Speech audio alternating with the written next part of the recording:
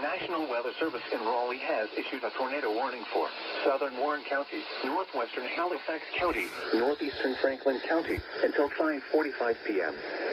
At 4:58 p.m., a severe thunderstorm capable of producing a tornado was located 7 miles north of Lewisburg, moving northeast at 40 miles per hour. Hazard, tornado. Source, radar indicated rotation. Impact, flying debris will be dangerous to those caught without shelter. Mobile homes will be damaged or destroyed. Damage to roofs, windows, and vehicles will occur. Tree damage is likely. This dangerous storm will be near Little around 5:35 p.m. Other locations impacted by this tornadic thunderstorm include Arcola, Ingleside, Maddox Mountain State Park, Fairley, and Afton. Take cover now. Move to a basement or an interior room on the lowest floor of a sturdy building. Avoid windows.